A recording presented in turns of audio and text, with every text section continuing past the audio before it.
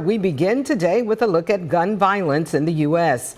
More than 47,000 Americans died from gun violence in 2023. That's according to the latest data from the CDC.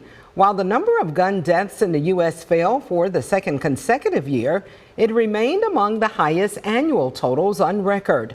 So far this year, there have been 145 mass shootings in the U.S., leaving at least 125 people dead and hundreds injured, and that's according to the Gun Violence Archive, an organization that tracks gun violence. It's been nearly 4 years since a gunman opened fire at Oxford High School, killing 4 students and injuring several others. Today here on First at 4, we welcome one of the survivors of that shooting to our show as we highlight Gun Violence Awareness Month. We want to welcome Madeline Johnson and thank Madeline for joining us here today on First at 4. Welcome to our show, Madeline. Thank you so much for having me. Madeline, you know, most people have not witnessed or been victim of or survived a mass shooting. Explain for us and our audience how the actions of the shooter on that day who opened fire at your high school back in 2021 has impacted your life. Yeah, so I want to start off by saying that there isn't really a way in which my life hasn't been impacted by this. I was in the building that day, and I just finished my AP statistics class, and I was walking with my best friend Madison to her next class.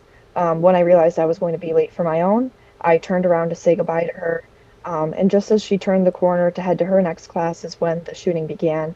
And I had no choice but to run for my life down the hall as I was not able to make it into any classroom. When I got outside, I ducked behind a car in the parking lot and I called my mom, and my dad rushed to the school to pick up me and my younger brother, who was also there. After arriving home, I sent text messages to all of my friends in the school. Most were still barricaded in classrooms and had to wait hours to be evacuated.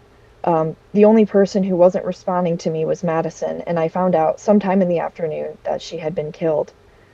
In the aftermath, it took me a long time to be able to enter public spaces again, and to this day, I'm still learning how to navigate life with the PTSD and the grief that I now carry with me.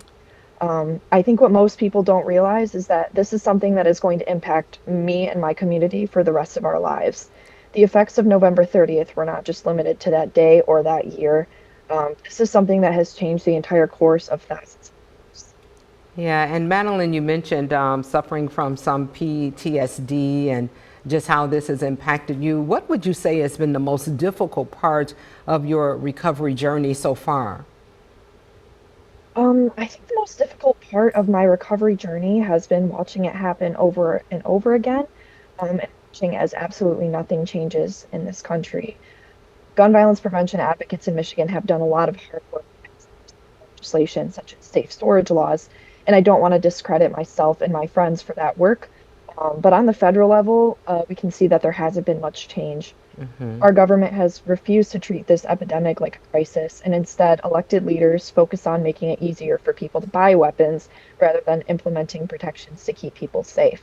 So I would say the most difficult part of my recovery has been to learn that many leaders in this country value easy access to firearms more than our lives.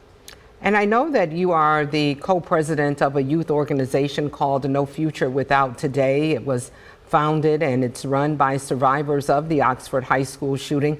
Tell us how your organization advocates for the end of gun violence here in America, and what is your goal, and is that your goal, the end of gun violence in America? Yes, ultimately, that is our goal.